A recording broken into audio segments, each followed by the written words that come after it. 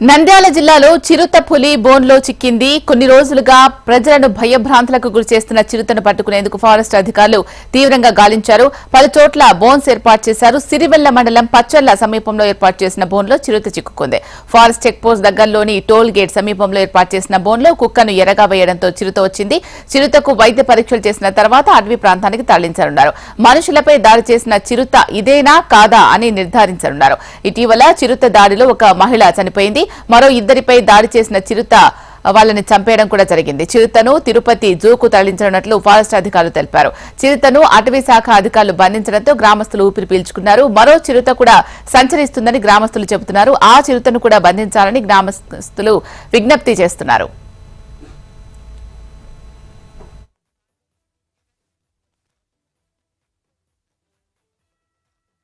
ఈరోజు తెల్లవారుజామున 6 గంటలకు అది మా బోన్లో చిక్కింది. అది 5 నుంచి 6 సంవత్సరాల వయసు కలిసి చిత్తపురి ఇటకీలకు అటవీ శాఖ వారు దాన్ని పట్టుకోవడం జరిగింది. అది అదే అని ఇంకా మాకు శాస్త్రీయంగా తెలియడం లేదు. వాటి పర్ఫార్మెన్స్ తర్వాత కెమెరా ట్రాప్లు బట్టి అదే మొన్న మంగళవారం రోజు జైనిసా అనే మహిళను చంపివేసింది. శాశక్తిగా కృషి చేసి పట్టుకున్నాము. అది 5 నుంచి 6 సంవత్సరాల వయసు గల చిత్తపులి.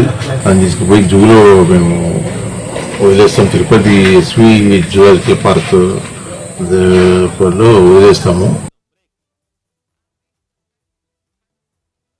చాలా మంది మా పచ్చళ్ళు కూడా పోయినారు. చూనియడం లేదు. సార్ వాళ్ళు వచ్చినాక చూద్దాము, ఇప్పుడు ఎవరు ఉండాలి అంటున్నారు. అది పరిస్థితి. అది ఇద్దరు ముగ్గురు మంచిని చంపినప్పుడు దగ్గర నుండి చూసినారు. వాళ్ళని కూడా చూనియడం లే. మీరు అంటే మాతో చూసేసినాక చూడండి అంటున్నారు. అది పొద్దున 5 గంటలకు 6 గంటలకు సార్ పోయి చూసినారు. దాంట్లో పడింది. అంటే చూద్దాము, వీళ్ళు చంపినప్పుడు పోయిన వాళ్ళు ఉన్నారు కదా, అది పోతుంది చూసినారు కదా, అది చూద్దాము అంటే వీళ్ళు లేదు, సార్ వాళ్ళు వచ్చి చూసినా కానీ మేము దాన్ని మధ్య చూసేయాలి అది అంటున్నారు.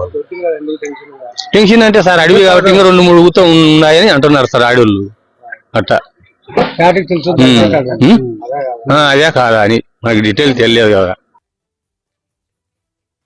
ఇక్కడ ఫారెస్ట్ అధికారులు ఇంకా కొంచెం చర్య తీసుకుని ఇంకా 2-3 ఉన్నాయి అంటున్నారు కదా, త్వరగా దీన్ని కింద పరిష్కారం చేసి ప్రజలకు భద్రత కల్పించాలని కోరుతున్నాము.